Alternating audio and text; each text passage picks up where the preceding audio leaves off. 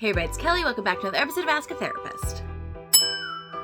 Today we're going to talk about something that I call bisexual grief. It's the grief that people who are bisexual go through due to the phenomenon of bi-erasure. There's lots of different ways this can happen for people, but generally what happens is someone's identity as a bisexual person is often determined by people's perception of what bisexuality means and also who they're with or who they have been with. Recently I read an article that got me thinking about what happens to someone who is bisexual, who's in a straight presenting relationship, especially when they decide to have children, which then in a broader sense started me thinking about the experience of being bisexual in a world that does feel like things need to be polarized or you have to choose something. I did a TikTok a while ago about misconceptions of bisexuality. I've done some videos here, but I want to talk just about the experience of a bisexual person when this happens to them. Definition-wise, bisexuality simply means someone who feels romantic or sexual attraction to more than one gender.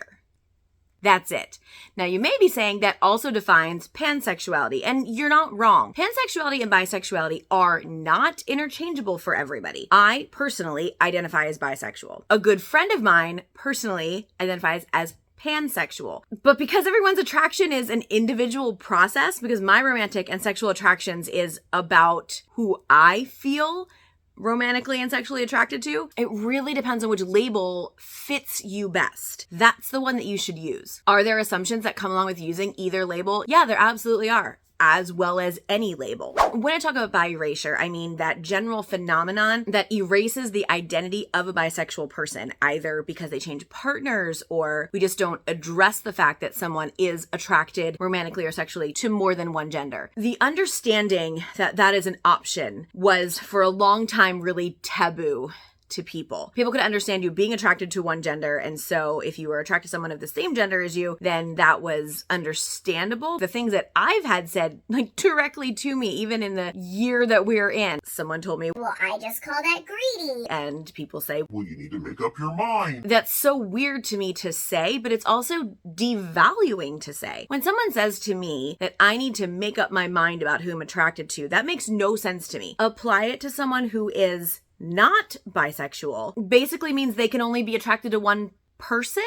That's it. Like ever. It's all they're allowed to be attracted to. Bisexuality isn't about being attracted to everyone all of the time. It means the potential is there for that attraction. It's also super important to remember that not every attraction is sexual. Some is romantic. Some is platonic. For the purposes of this video, we are dealing with the romantic and or sexual attraction portion of this umbrella. When people encounter bi-erasure by individuals in their lives, it can be hurtful. There's a lot of people who took a while to come out to the world, to accept who they are, to live into that. When they're then placed in a situation where they have to justify who they are or correct someone who misunderstands who they are, they're then looked at like there's something wrong with them because they needed to specify this. Let me give you an example. If a bisexual woman is dating another woman and someone refers to them as a lesbian, they have only a couple of options. They correct them and say, actually, I'm bisexual. So let's explore that one for a minute. When you do that, the people around you see that as you see something wrong with being called a lesbian. That's why you have to correct them. People within the queer community can see that as trying to hold on to that ability to pass or that ability to appear straight to the rest of the cis-het world. Within the community itself, that becomes problematic. So then the person in that situation, once they've sort of evaluated that option, their next option is just to be quiet. And if they're just quiet, then the people they're around assume that that's who they are. For all of us, we have had to work to come to terms with who we are because we grow up in a cis-het society. When we grow up in a society and we do not match what society expects us to be, we hide. Until we're ready to not hide anymore. However long that takes is how long that takes. But in that hiding, resentment can develop. The idea that you have to hide who you are just grates on you because you see other people, cis-het people, being who they are with no problem. So once you've come to terms with who you are and you've announced it to people and you live into who you are, forcing yourself back into that to accept a label that's not yours, but somebody puts on you, doesn't feel right. That feels bad. It feels icky. So you're stuck in a no-win situation. When you're an active member of the queer community, you have friends who are queer, you go to gatherings as a queer person, and you live into that identity, and then you marry someone the world would expect you to marry, and you have kids with them. It feels like you lose your right to be in those spaces. And honestly, really, some people from our community believe you have lost that right because your bisexuality has vanished in the fact that you are now in a relationship that presents as straight to the world. And as a bisexual person, for you to stand up and say in spaces, well, I'm bisexual, that leads to all sorts of assumptions about bisexuality too, that you're greedy or that you're always looking for another partner, that you use people, that you're going to cheat on who you're with because you're never satisfied with one gender. Bisexuality does not mean you're going to be cheating on people. It means that the potential exists to be attracted to more than one gender. That's all that means. The grief that you feel as a bisexual person, either through loss of your identity as a member of the queer community, or by the place that you're put in to constantly have to validate who you are in the world as a whole, is real.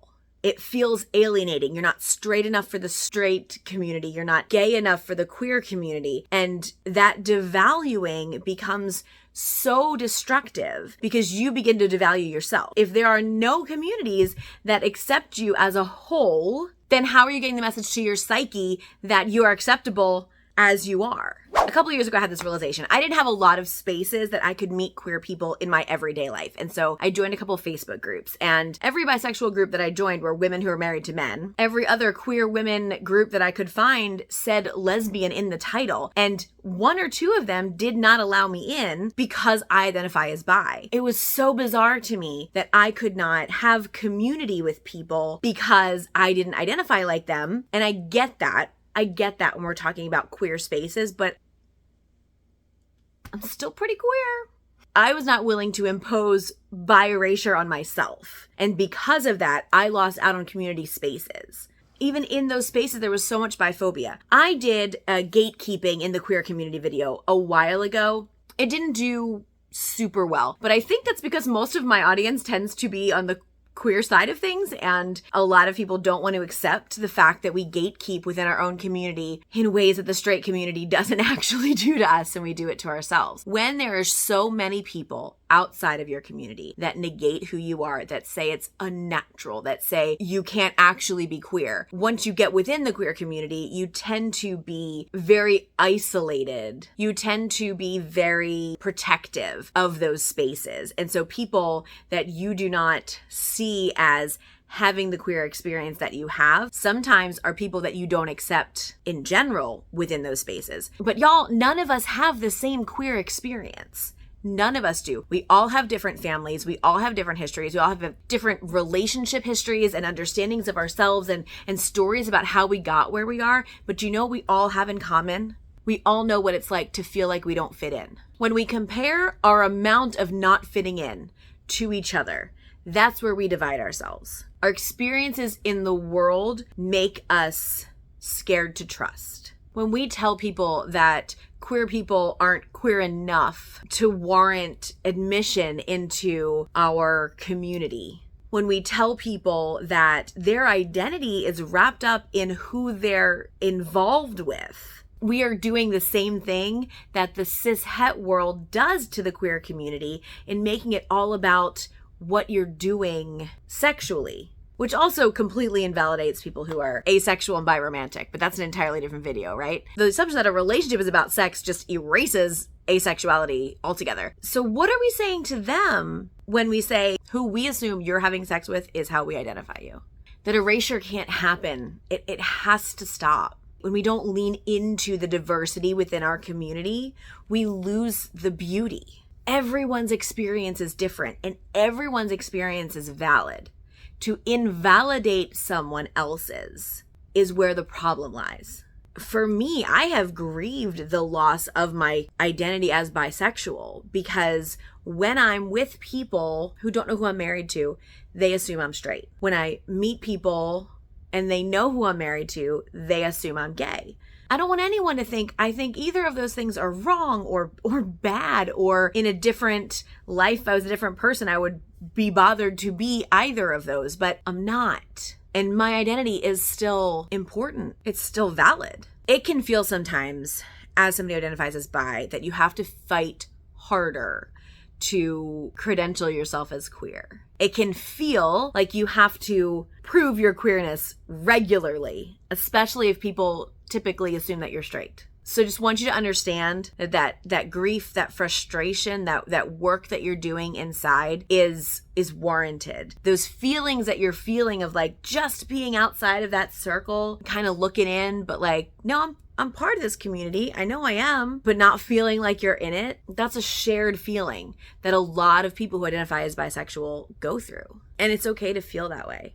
It's okay to feel your feelings. That's it for today. Thank you so much for being here. I will see you all next week. Don't forget to leave your comments down below if you have any assumptions about bisexuality or any label that you want me to address. And I will see you all next week. Until then, take care of yourselves and each other.